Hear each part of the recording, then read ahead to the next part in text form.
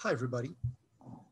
I want to posit four options that explain why companies still acquire other companies, despite the fact that we already know that a substantial percentage of merger and acquisitions ends up in a failure.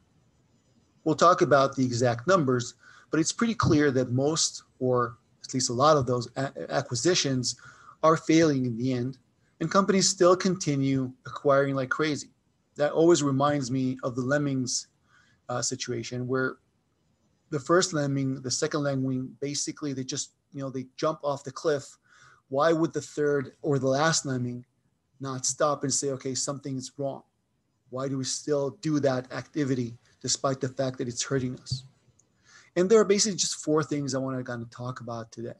The first thing is an explanation that maybe markets as a whole are rational, meaning that when acquiring another company, they punish the acquirer because they know it's a risky business.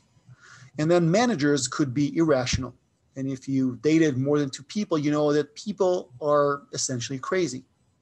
Hence, managers are also crazy. So maybe it's hubris, maybe it's stupidity, maybe it's just optimism, from the sake of those managers that think that they can do something that most companies don't. But the markets know that that is risky business, so they're punishing the acquiring share price. That could be something that explains, the market situation. Another explanation is that everything's crazy. Okay, on the one hand, managers are just doing stuff because they're irrational, because they're optimistic, and markets see that behavior, and because everybody's doing it, they don't punish those companies enough. That could happen. It's some of the theories behind the market is basically on the crowd wisdom, etc. So that could be an explanation that is kind of valid.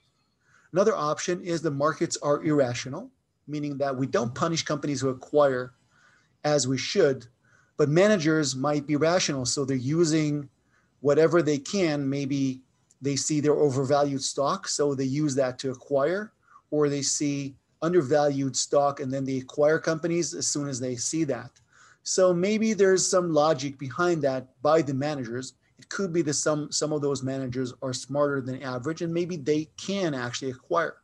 That could be an option. And the last one is that maybe we as M&A professionals, we've seen something wrong way. We haven't analyzed the situation well enough. Maybe we're just wrong on the way that we kind of analyze the market. Maybe merger acquisition is profitable. It's not failing on average. And maybe, the markets are rational, managers are rational. I find that scenario very unlikely. And to kind of sum things up is that we do see that companies are acquiring on a large scale, despite the fact that we know that merger acquisitions on average are failing. And then the question is, whether or not there's some competitive advantage.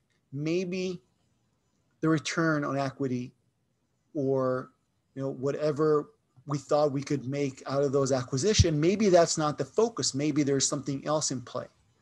But the question is, why do companies still do that despite the fact that it's not the rational decision to make? And this is basically the question of my entire course. And we will talk about that in depth.